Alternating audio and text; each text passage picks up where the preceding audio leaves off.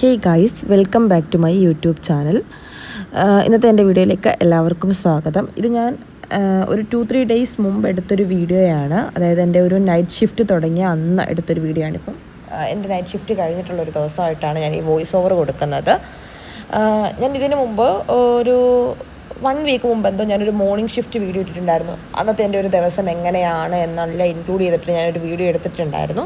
അതേപോലെ തന്നെ എൻ്റെ ഈവനിങ് ഷിഫ്റ്റ് ഞാൻ പോകുമ്പോൾ ഞാൻ എന്തൊക്കെ കാര്യങ്ങൾ ചെയ്യുന്നുണ്ട്, അത് ഹോസ്പിറ്റലിനുള്ളിലുള്ള കാര്യങ്ങളല്ല, പുറത്ത് ഞാൻ എൻ്റെ വീട്ടിൽ നിന്ന് പോകുന്ന ആ ഒരു ടൈം മുതൽ എന്തൊക്കെ കാര്യങ്ങൾ ചെയ്യുന്നുണ്ട് എന്നൊരു കുട്ടി വീഡിയോ ആണ് ഞാനിതിൽ എടുത്തിട്ടുള്ളത്.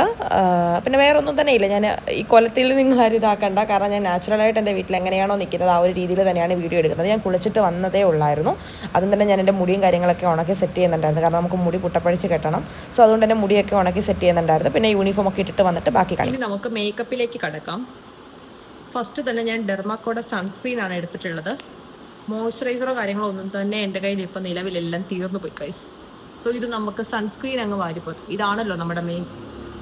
അപ്പോൾ സത്യം പറഞ്ഞാൽ എനിക്ക് മേക്കപ്പ് ചെയ്യാൻ പേടിയാണ്. കുറേ 1-2 പണികളെല്ലാം കിട്ടിയിട്ടാണ് മുഖത്ത് പോയ പാടുകളൊക്കെ തിരിച്ചു വന്നിട്ടുള്ളത്. സോ അതുകൊണ്ടാണ് എനിക്ക് മേക്കപ്പ് ചെയ്യാൻ കുറച്ച് പേടി ഉള്ളത് കൊണ്ട് തന്നെ ഞാനിപ്പോൾ സൺസ്ക്രീൻ മാത്രം യൂസ് ചെയ്തിട്ടാണ് പോകാനുള്ളത്. സൺസ്ക്രീൻ, ടാക്കം പൗഡർ, പോൺസിൻ്റെ ടാക്കം പൗഡർ മാത്രമാണ് യൂസ് ചെയ്യുന്നത്. അല്ലാണ്ട് എനിക്ക് സത്യം പറഞ്ഞാൽ ഇപ്പം മേക്കപ്പ് ചെയ്യാൻ പേടിയാണ്. മേക്കപ്പ് ചെയ്യാൻ പേടിയല്ല, ഒരു 1-2 പണി എനിക്ക് കിട്ടിയിട്ടുണ്ടായിരുന്നു. സോ അതിന് ശേഷം ഞാനിപ്പോൾ അങ്ങനെ മേക്കപ്പ് ചെയ്യൽ വളരെ വളരെ കുറവാണ് ഗൈസ്.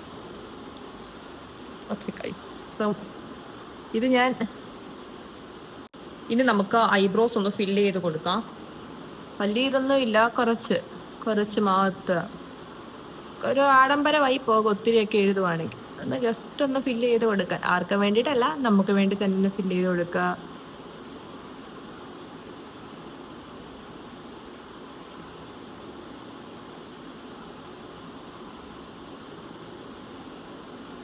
എനിക്ക് സത്യം പറഞ്ഞാൽ ഇതൊക്കെ എഴുതാൻ മറ്റേ മീശമാധവൻ സിനിമയിലെ ജഗതിയുടെ പിടികം പോലെയൊക്കെ തോന്നും ചില സമയം.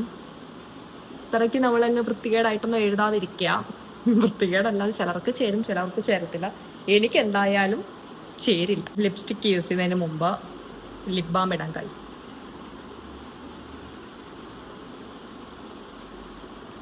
അത്യാവശ്യം നല്ലൊരു ലിപ് ബാം ആണ് മാക്സിൻ്റെ. എനിക്ക് അത്യാവശ്യം ഇഷ്ടപ്പെട്ട് ഞാൻ മേടിച്ചതാണ്. കുഴപ്പമില്ല, നല്ല ലിപ് ബാം ആണ്. പിഗ്മെന്റേഷൻസും കാര്യങ്ങളൊന്നുമില്ല. നേരത്തെ ഞാൻ യൂസ് ചെയ്യുന്ന ലിപ് ബാം ഭയങ്കര പിഗ്മെന്റഡ് ആയിരുന്നു.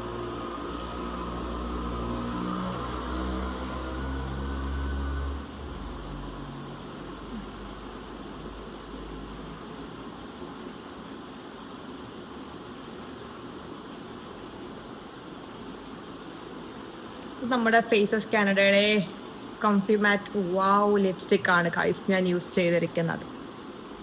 ഇതെങ്ങനെയുണ്ട് ഗൈസ്? ഇത് യൂസ്. പിന്നെ അതിനുശേഷം നമ്മൾ കുറച്ച് ടാക്കം പൗഡറും കാര്യങ്ങളും ഒക്കെയാണ് എടുക്കാൻ പോകുന്നത്.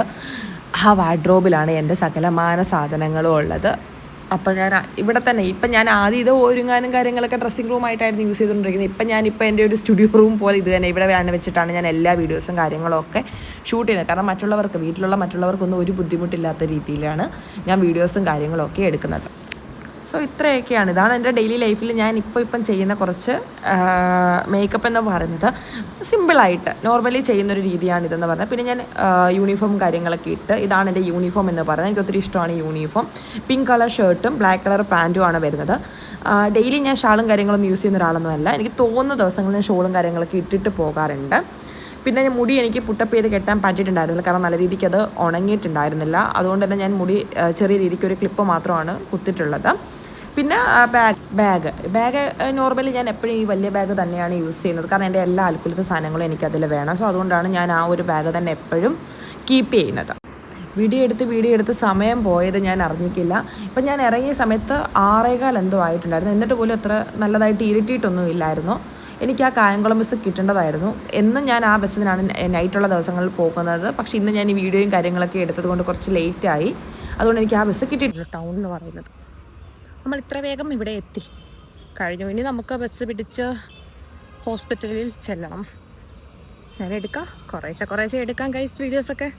ഞാനിങ്ങനെ ഒറ്റയ്ക്ക് സംസാരിക്കുമ്പോൾ നാട്ടുകാർ വിചാരിക്കും എനിക്കേതോ വട്ടാണെന്ന്. പക്ഷെ വട്ടല്ലെന്നുള്ള സത്യം എനിക്കല്ലേ അറിയൂ. എന്തെല്ലാം ത്യാഗങ്ങളാണെന്നേ. ഇത് നമ്മുടെ വീടിൻ്റെ അടുത്ത് തന്നെയുള്ള ഒരു തട്ടുകടയാണ് വരുന്നത്. വൈകുന്നേരം തൊട്ടാണ് അത് വരുന്നത്. പിന്നെ ഇത് നമ്മുടെ ആശീർവാദ് സിനിമ കോംപ്ലക്സ്, ഇവിടെയാണ് നമ്മുടെ ലുലു മാള് വരുന്നത്. ഒരു വർഷത്തിനുള്ളിൽ വരുമെന്ന് ഞാൻ വിശ്വസിക്കുന്നു. പിന്നെ നല്ല രീതിക്ക് ബ്ലോക്കും കാര്യങ്ങളൊക്കെ ഉണ്ടായിരുന്നു. അപ്പോൾ എനിക്കൊരു പേടി ഉണ്ടായിരുന്നു, എനിക്ക് സമയത്തിന് ബസ് കിട്ടി എനിക്ക് എത്താൻ പറ്റുമോ എന്നൊക്കെ ഒരു പേടി ഉണ്ടായിരുന്നു. പക്ഷേ എനിക്ക് ബസ്സും കാര്യങ്ങളൊക്കെ കിട്ടിയിട്ടുണ്ടായിരുന്നു. ബ്ലോക്ക് എന്താണെന്ന് വെച്ചാൽ ഇപ്പോൾ നമുക്ക് ഇലക്ഷനും കാര്യങ്ങളൊക്കെ വരുന്നത് കൊണ്ട് തന്നെ പല കാൻഡിഡേറ്റ്സും സ്ഥാനാർത്ഥികൾ ഇപ്പോൾ വോട്ട് അഭ്യർത്ഥിച്ചിറങ്ങുന്ന ആ ഒരു ടൈമാണല്ലോ. സോ അതൊക്കെ കൊണ്ടിട്ടാണ് ഇങ്ങനെ ബ്ലോക്കും കാര്യങ്ങളൊക്കെ വന്നിട്ടുണ്ടായിരുന്നത്. അപ്പം ഞാനിങ്ങനെ ബസ്സിലിരുന്ന സമയത്ത് ഞാൻ കണ്ടിട്ടുണ്ടായിരുന്നു ഒരു UDF കാൻഡിഡേറ്റ് അതിലൂടെ വോട്ട് അഭ്യർത്ഥിച്ച് പോകുന്നത്. സോ അത്രയൊക്കെ ഉള്ളൂ. പിന്നെ ബസ്സിൽ പിന്നെ അധികം തിരക്കോ കാര്യങ്ങളോ ഒന്നും തന്നെ ഇല്ലായിരുന്നു. കുറേ സീറ്റും കാര്യങ്ങളൊക്കെ ഉണ്ടായിരുന്നു. എനിക്ക് അടൂർ വരെയുള്ള ബസ്സാണ് കിട്ടിയിട്ടുണ്ടായിരുന്നത്. അപ്പോൾ ഞാൻ അതിന് കിട്ടിയ ബസ്സിന് കയറി, കാരണം നിന്ന് സമയം കളയണ്ടല്ലോ എന്നോർത്ത് കിട്ടിയ ബസ്സിന് കയറി. അപ്പോൾ നമ്മൾ ബസ്സിൽ കയറി സൈഡ് സീറ്റ് പിടിച്ചിരിപ്പായി. ഈ ബസ് എപ്പം എടുക്കും. പിന്നെ ഒരു 5-10 മിനിറ്റോളം ഞാൻ ആ ബസ്സിലിരുന്ന് പോസ്റ്റ് അടിച്ചിട്ടുണ്ടായിരുന്നു. ഒരു 6:15 ആയിട്ട് നമുക്ക് ചൂട് സഹിക്കാൻ വയ്യ. അപ്പോൾ ആ സൈഡിലൂടെ ഞാൻ നേരത്തെ പറഞ്ഞിട്ടുണ്ടായിരുന്നല്ലോ, എലക്ഷൻ്റെ വോട്ടും കാര്യങ്ങളൊക്കെ അഭ്യർത്ഥിച്ച് പല പാർട്ടിയിലുള്ള കാൻഡിഡേറ്റ്സും ഇറങ്ങിയിട്ടുണ്ടായിരുന്നു. ഇത് നമ്മുടെ കോൺഗ്രസ്സിലുള്ളൊരു കാൻഡിഡേറ്റാണ്, ജ്യോതികുമാർ ചമക്കാല എന്ന് ആണ് പുള്ളിയുടെ പേര് വരുന്നത്. പിന്നെ അതൊക്കെ കഴിഞ്ഞ് ബ്ലോക്കും കാര്യങ്ങളൊക്കെ കഴിഞ്ഞ് ബസ് എടുത്തിട്ടുണ്ടായിരുന്നു. ഇത് ഞാൻ പകുതി എന്തോ ആയപ്പോഴാണ് ഇച്ചിരി ഷൂട്ട് ചെയ്തിട്ടുണ്ടായിരുന്നത്. അപ്പം തന്നെ ഞാൻ അടൂർ എത്തിയിട്ടുണ്ടായിരുന്നു. ഒരു 3/4 മണിക്കൂറോളം കഴിഞ്ഞപ്പോൾ തന്നെ 6:50 7 മണിയൊക്കെ ആയപ്പോൾ അടൂരെത്തി. ഇത് അടൂർ ടൗൺ, നിങ്ങൾക്ക് അറിയാമല്ലോ. ഇവിടെ വന്നപ്പോഴും സെയിം ഇലക്ഷൻ്റെ പരിപാടിയും കാര്യങ്ങളൊക്കെ ആയിട്ട് അത്യാവശ്യം ബ്ലോക്കും കാര്യങ്ങളൊക്കെ ഉണ്ടായിരുന്നു പല സ്ഥലത്തും. ഇനി അങ്ങനെയാണല്ലോ, ഇലക്ഷൻ കഴിയുന്നത് വരെയും റിസൾട്ട് വരുന്നത് വരെയൊക്കെ തന്നെ ഈ തിരക്കും കാര്യങ്ങളൊക്കെ തന്നെ നമുക്ക് കാണേണ്ടി വരും. പിന്നെ അതിന് ശേഷം നമ്മൾ ടൗണിൽ ഇറങ്ങി ഇതൊക്കെ കണ്ടിട്ടുണ്ടല്ലോ അല്ലേ നിങ്ങൾ, അംബേദ്കറിൻ്റെ പ്രതിമയും കാര്യങ്ങളൊക്കെ അവിടെയുണ്ട്. പിന്നെ നൈറ്റ് ആയപ്പം ഈ ലൈറ്റും കാര്യങ്ങളൊക്കെ ഉള്ളപ്പോൾ അത്യാവശ്യം കാണാനും നല്ല ഭംഗിയുണ്ടായിരുന്നു, നല്ല രസമൊക്കെ ഉണ്ടായിരുന്നു. അതൊക്കെ കണ്ട് നമ്മളിങ്ങനെ ആസ്വദിച്ചിട്ടാണ് യാത്ര ചെയ്യുന്നത്. ഡെയിലി കാണുന്നതാണ് എങ്കിൽ പോലും നമ്മൾ ഈ പകൽ കാണുന്നതും രാത്രി കാണുന്നതും തമ്മിൽ വ്യത്യാസമുണ്ടല്ലേ. ചിലർ പറയാം രാവും പകലും പോലെ വ്യത്യാസമുണ്ട്. സോ അതേപോലെയൊക്കെ ഫീലായിരുന്നു എനിക്ക്. അതിലും നമ്മളതെല്ലാം കഴിഞ്ഞു. ഇത് ഞാനിപ്പോൾ സ്ലോ മോയിൽ എടുക്കുന്നത് കൊണ്ടാണ് ഇത്രയും ഇത് വരുന്നത്, നിങ്ങൾക്ക് ലാഗായിട്ട് കാണുന്നത്. പിന്നെ അതിനുശേഷം നമ്മൾ അവിടെ ബസ് ഇറങ്ങിയതിന് ശേഷം അവിടെ തന്നെ വർഷങ്ങൾ കൊണ്ടുള്ളൊരു തോംസൺ ബേക്കറി ഉണ്ട്. എനിക്ക് ഏറ്റവും ഫേവറേറ്റ് ആണ് അവിടുത്തെ സാൻഡ്വിച്ച്. പിന്നെ അതേപോലെ കോഫിയൊക്കെ അവിടുത്തെ എൻ്റെ ഫേവറേറ്റ് സാധനമാണ്. സോ ഞാൻ അവിടെ കയറിയിട്ട് ഒരു സാൻഡ്വിച്ചും അതേപോലെ തന്നെ ഒരു കോഫിയും കുടിച്ചിട്ടുണ്ടായിരുന്നു. പിന്നെ അവിടുത്തെ കുറേ ഈ സ്വീറ്റ്സ് ഉണ്ട്, അപ്പം അതും എനിക്ക് കുറേ ഇഷ്ടമാണ്. അപ്പം ഞാൻ അതും 1-2 എണ്ണം മേടിച്ചിട്ടാണ് ഹോസ്പിറ്റലിലേക്ക് പോയിട്ടുണ്ടായിരുന്നു. പിന്നെ ബസ് കയറി എനിക്ക് വീഡിയോയും കാര്യങ്ങളൊന്നും എടുക്കാൻ പറ്റില്ല, നല്ല ടൈം ലേറ്റ് ആയിട്ടുണ്ടായിരുന്നു.